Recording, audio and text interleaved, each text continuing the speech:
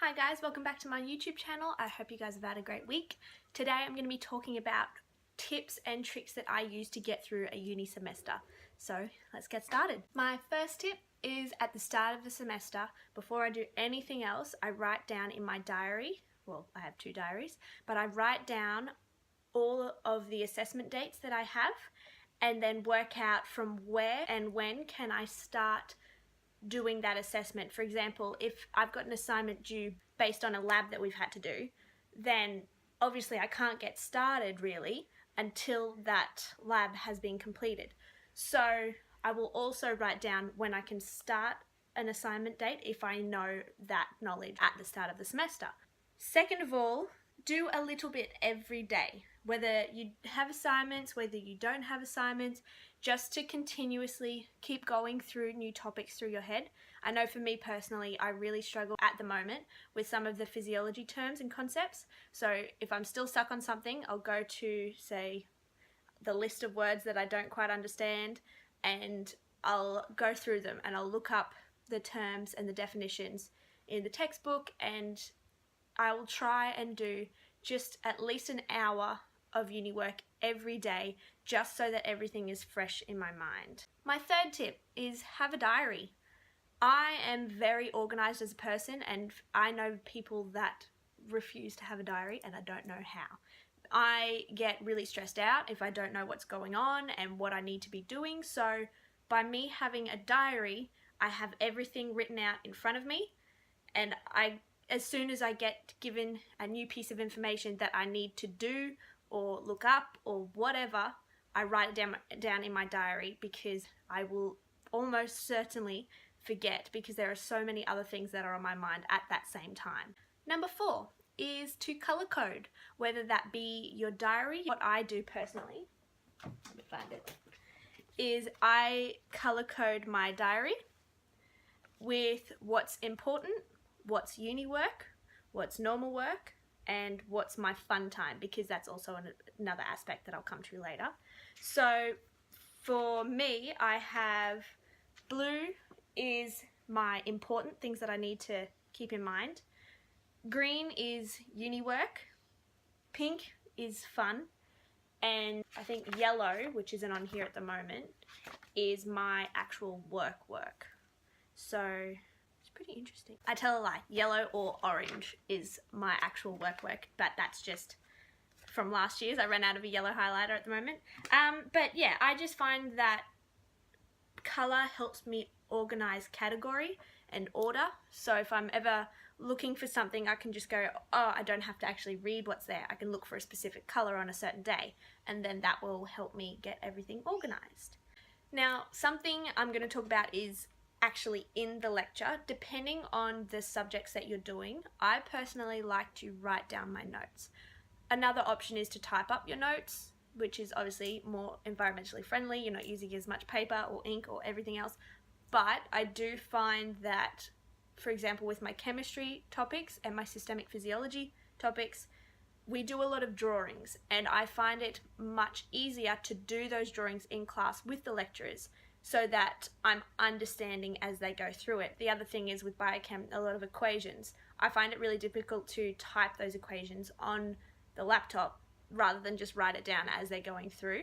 So depending on personal preference, I say you should write down your lecture notes no matter what, but for me, I prefer to write them down by hand in the actual lectures. Then that also gives you a certain period of time to get it done, and you're not having to go back and do it after you've already gone to the lecture.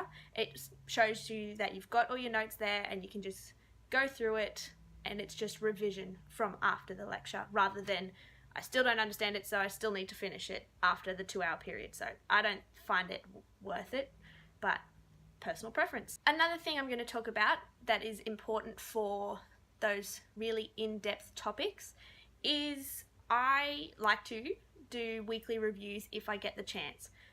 I'm not saying it's mandatory at all, but for example, we did neurophys, so this is an axon, and I like to just draw it out. I'm not the best drawer at all. Sorry if you can't see it properly. Let me try it. That's a bit better. That's my weekly overview. So basically I try to incorporate anything that I might be assessed on. So what it looks like can help me visualize what it's doing, because I'm definitely a visual learner. And then I can do little arrows down to where those processes occur and what is actually happening, and then that helps me just see it as a process rather than this happens and they're not conjoined, because that's not what it is at all. It's just one big process in the long run. So if you get a chance, weekly reviews, whether it's a written list or it's a drawing, do whatever you want to do. I think we're up to number 7. We'll just go from that. So number 7 is allocate specific times or a time frame where you can get work done and you know you're just going to do uni work. So for me, I like to say, all right, I've got 3 hours before I have to go do something else. I want to spend 2 hours on uni work, and then that last hour I can have a break and get ready for the next thing that I have to do. So another thing with that is a lot of people try to use like Pomodoro, I think I've heard of, and other different study methods, but once again, that's just personal preference and you're gonna have to look that up yourself. But I just like to sit down at my computer or my desk, which is right behind me, and I will just do my uni work, whether that's a 2-hour lecture that I have to do at home or I have an assignment. If I need a break and I know that my brain's going fuzzy, I will have a break. I'll go get a snack. I will have 10 minutes to myself. I don't like to limit my breaks. I just try to get through. The main thing is to allocate time to do uni work, because otherwise you're not going to pass. You need to do work outside of your classes. They actually say you should be doing 10 hours per subject, including contact time. And if I'm being honest, I do 3 subjects at the moment and I probably do around 20. Just depending on what time of the semester is as well. Obviously you're going to be doing a lot more work when you're studying for an exam or you've got a massive assignment due. You've just got to think, you can't always do 10 hours per subject at the start of the semester necessarily. You can't always do that because you might not have that work to be done. So just go with it. Don't stress them out too much by what they say, because at the end of the day, they're just there to say stuff and you can choose whether or not to take it on board, because you are an independent learner. You don't get pushed like you do in high school. It's completely and utterly up to you. Now we get on to the fun stuff. Once you've finished studying, make yourself a reward, whether that be some chocolate or a swim at the beach or a swim in the pool or seeing friends or going out for dinner. It doesn't have to be going out, just some reward. Watching an episode on Netflix, just something, so that you feel like it was worth it. Just for me, a mental thing. I like getting stuff done if I know that there's something at the end of the line.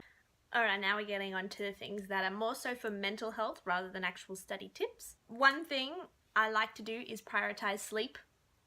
And also at certain times, if you're ever feeling drained, try to prioritize your family and friends, and even if that is going out or whatever, make sure that you make time for that, as well as using that as a reward, because you need to have time away from uni that is your grounding. You need to ground yourself. You need to make sure that you are okay before doing all of your assessment. If you're happier mentally, you're actually going to perform better in your assessment, because it will help to reduce stress levels.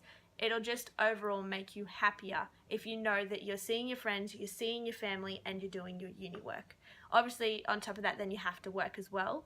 And I'm not saying that you should just ditch uni work and go hang out with your friends because it'll make you feel better. Sometimes you can't do that.